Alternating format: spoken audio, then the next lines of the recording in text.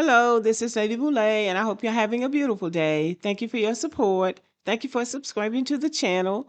Thank you for all you do to support the channel. And yes, we are commanded to love one another, whether we want to or not, or whether we agree with each other or not.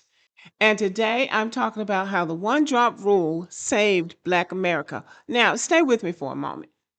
The one drop rule said that if you had one drop of African blood, that you were considered a Black person in America. Now, if you have one drop of African blood and it's not detectable and you could pass for white, you could be a white person. But the caveat was that you had to be white. You could never associate with your Black family again. You had to go strictly white. Some people did that. Some of Sally Hemings' children that she had by Thomas Jefferson did that. But some of them didn't do it. Some of them stayed Black. And to this day, some of them are Black. But you had to be convincingly white to get away with it back in those days, and even to this day. You have to be convincingly white to get away with it. And today, especially on social media, we see more people who look white saying they're Black than we see Black people saying that they're white. Well, it wouldn't work anyway, but I'm just making the point. The one drop rule wasn't designed to protect us. It wasn't designed to unify us. It was designed to keep whiteness pure, to maintain the racial caste system that this country had instituted, and to make sure that anyone with even a trace of African ancestry stayed at the bottom. But like I always say, man meant it for evil, but God worked it for good. And what do we say at church? Look at God. The one drop rule created something America never expected: a unified Black American people, not splintered, not divided, not separated into categories. One people, one identity, one struggle, one culture. United, unified. And that is what has made us strong.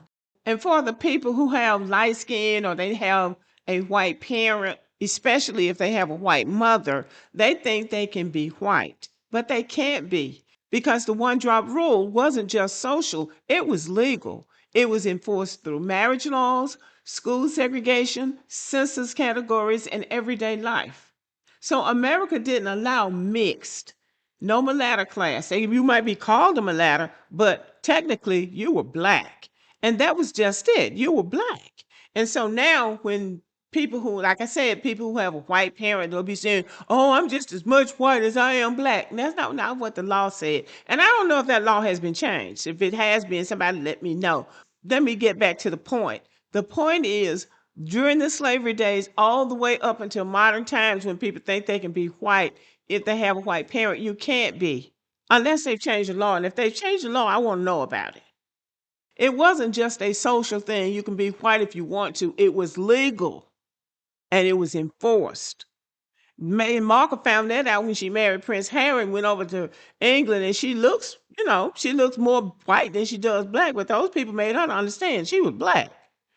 And they were enforcing the one drop rule over in England in 2018 or whenever she married Prince Harry. And they ran her out from over there too. Now, in other countries, African descended people were split into multiple racial categories. Those categories came with different privileges, different social statuses, and different political interests. But in the United States, we were all pushed into one category. That meant we built one culture, we fought one fight, we shared one destiny, we created one identity, and we developed one political voice. This is why Black Americans don't obsess over tribe. Our tribe is Black America. And just so you know, this unity didn't come from choice. It came from survival. But once it formed, it became our greatest strength. And to this day, we are strong because we are one group. We have colorism in Black America. You can have your preference. You still know you're Black. You can have a light-skinned partner and a dark-skinned partner, or a light-skinned partner and a light-skinned partner, or a brown-skinned partner and dark-skinned partner. You can have any combination you want to have, but you're still black. All of you are black. And this is how it worked in our favor. Because we were one group, not 5 or 10, we were able to build churches, schools, and institutions together. We were able to organize politically as a single bloc. We were able to march together during the Civil Rights Movement, create a unified cultural voice that shaped the entire nation. We've been able to produce music, art, and literature that spoke with one sound. And we've been able to fight for rights collectively instead of competing internally. Black Americans have achieved more civil rights gains than any other African descended group in the Western Hemisphere because we were and are unified. Unity is power, and the one drop rule forced that unity. That is the point I'm trying to get across. If we had been talking about, oh no, that's the light skinned group, that's the lighter skinned group, that's the lighter skinned group, we never would have gotten anywhere. We'd be just like all these other countries in the Western Hemisphere. But we were all really one group. We had the lightest of the light and the darkest of the dark, but we were all considered black, and we accepted it, and it has worked for our benefit. As a rule, Black Americans have cultural confidence. We don't walk around saying, I'm half this and half that. I'm 20% this and 30% that. We say, I'm Black. That clarity is grounding, it's identity, and it's belonging. And we can never underestimate the importance of belonging. Our culture is so strong, influential, and recognizable because we didn't splinter, we didn't fracture, and we didn't divide. We became one people with one voice, and the world hears it. Here's the part that hits home. The one drop rule was meant to strip us of our identity. Instead, it gave us one. It was meant to divide us. Instead, it united us. It was meant to weaken us. Instead, it strengthened us. Man meant it for evil, but God turned it into protection.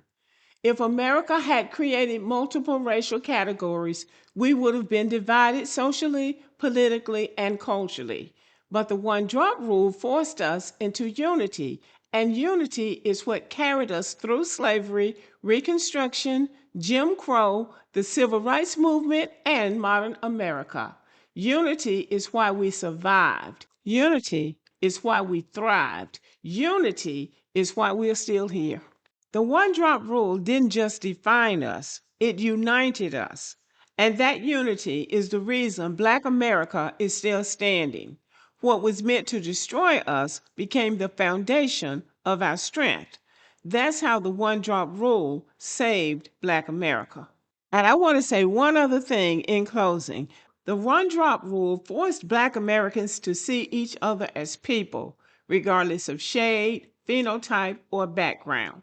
We weren't split into light versus dark, mixed versus unmixed, or this fraction of that and that fraction of this. Our culture evolved to judge each other by behavior, character, loyalty, and integrity, not complexion. The one drop rule erased the idea of racial fractions. It said if you have African ancestry, you're Black, period. That single rule prevented the creation of multiple racial castes, the kind that exist in many other countries. Because we weren't divided into competing subgroups, Black Americans learned to evaluate each other based on who you are, not what shade you are. And for that, I thank America because even though they didn't mean it for good, God worked it for good. Okay, y'all, let me know what you think about the video and have a good evening.